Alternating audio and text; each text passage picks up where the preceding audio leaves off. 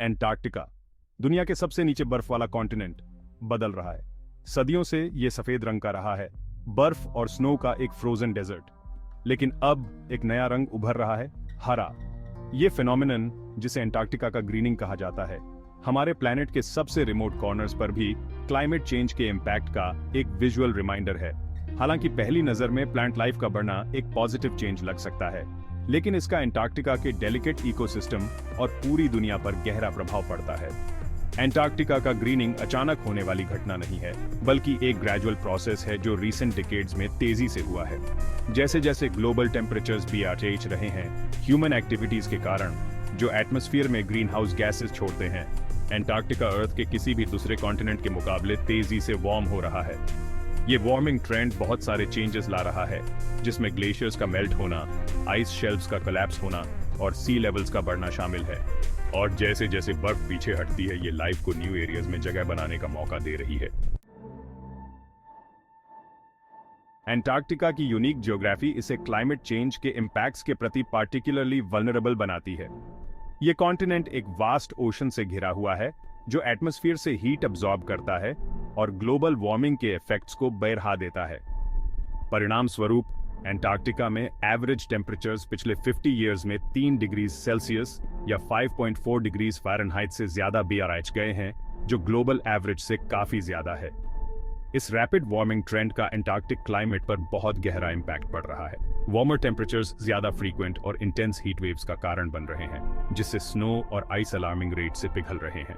पिघलती बर्फ rising sea levels में contribute कर रही है, जिससे पूरी दुनिया में कोस्टल कम्युनिटीज को खतरा है। इसके अलावा वार्मर टेम्परेचर्स प्लांट लाइफ के थ्राइव होने के लिए ज्यादा फेवरेबल कंडीशंस बना रहे हैं, जो एंटार्क्टिका के ग्रीनिंग में कंट्रीब्यूट कर रहा है। एंटार्क्टिका के ग्रीनिंग का सबसे ज्यादा दिखने वाला साइन है एल्गी और मॉस का प्रोलिफरेशन। ये सिंपल ऑर्गेनिजम्स, जिन्हें अक्सर दुनिया के दूसरे हिस्सों में नजरअंदाज कर दिया जाता है, एंटार्क्टिका के हार्श कंडीशंस में सर्वाइव करने के लिए परफेक्टली अडेप्टेड हैं। ये एक्सट्रीम कोल्ड, प्रोलॉन्ग डार्कनेस और लो न्यूट्रिएंट अवेलेबिलिटी को टॉलरेट कर सकते हैं। जैसे जैसे टेम्परेचर्स बढ़ रहे हैं और आइस पिघल रही है, ये हार्डी पायोनियर्स को एंटार्क्टिका में रहने के लिए सूटेबल हैबिटेट मिल रहा है। ये न्यूली एक्सपोज्ड ग्राउंड पर कॉलोनाइज कर रहे हैं, रॉक्स और सॉइल पर फैल रहे हैं, जो पहले आइस और स्नो से ढके हुए थे। उनके द्वारा बनाए गए ग्रीन पैचेस न केवल लैंडस्केप के एस्थेटिक को बदल रहे हैं, बल्कि कॉन्टिनेंट की फंडामेंटल इकोलॉजी को भी बदल रहे हैं। सेक्शन 4, बदलता हुआ इकोसिस्टम, बायोडायवर्सिटी पर प्रभाव। एंटार्क्टिका का ग्रीनिंग कॉन्टिनेंट के डेलिकेट इकोसिस्टम पर कैस्केडिंग इफेक्ट डाल रहा है। जैसे जैसे एल्गे और मॉस फैल रहे हैं, ये दूसरी स्पीसीज, जैसे कि लाइकेंस, जो पहले के कोल्डर, ड्रायर कंडीशंस के अडेप्टेड थे, को आउटकम्पीट कर रहे हैं।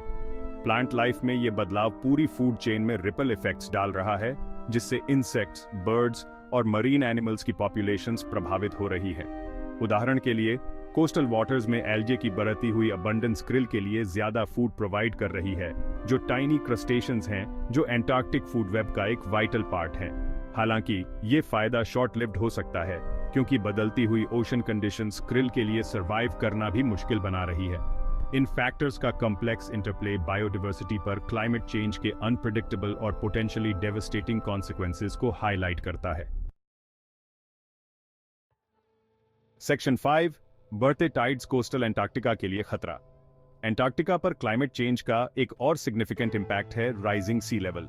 जैसे जैसे ग्लेशियर्स पिघलते हैं और आइस शीट्स कोलैप्स होते हैं, वे ओशंस में फ्रेश वाटर की वास्ट क्वांटिटीज जोड़ रहे हैं, जिससे ग्लोबली सी लेवल्स भी आंच रहे हैं। सी लेवल में ये वृद्धि एंटार्क्टिका के कोस्टल एरियाज के लिए पार्टिकुलरली कंसर्निंग है, जो लाइफ की एक रिच डिवर्सिटी का घर है। पेंगुइन्स, सील्स और दूसरे मरीन एनिमल्स जो ब्रीडिंग और फॉरेजिंग के लिए कोस्टल हैबिटेट्स पर निर्भर हैं, उन्हें श्रिंकिंग टेरिटोरीज और रिसोर्सेज के लिए इंक्रीज्ड कंपटीशन का सामना करना पड़ रहा है। इन कोस्टल एरियाज के लॉस का एंटार्क्टिक वाइल्ड लाइफ पर डेवास्टेटिंग इंपैक्ट पड़ेगा और इससे कुछ स्पीसीज का एक्सटिंक्शन हो सकता है। Section 6, a call to action, हमारे फ्रोजन कॉन्टिनेंट को प्रोटेक्ट करना। एंटार्क्टिका का ग्रीनिंग क्लाइमेट चेंज के फार रीचिंग इंपैक्ट्स का एक स्टार्क रिमाइंडर है। ये हम सबके लिए एक कॉल टू एक्शन है कि हम अपने कार्बन फुटप्रिंट को कम करें और अपने प्लैनेट के इस प्रिस्टीन और वाइटल पार्ट को प्रोटेक्ट करें। हमें फॉसिल फ्यूल से हटकर रिन्यूएबल एनर्जी सोर्सेज में इन्वेस्ट करना चाहिए और अपनी डेली लाइव्स में सस्टेनेबल प्रैक्टिसेस को अडॉप्ट करना चाहिए। एंटार्क्टिका का भविष्य और वास्तव में हमारे प्लेनेट का भविष्य हमारे कलेक्टिव एक्शन पर निर्भर करता है। हमें आने वाली पीढ़ियों के लिए इस आईसी विल्डरनेस को प्रिजर्व करने के लिए अभी एक्ट करना चाहिए।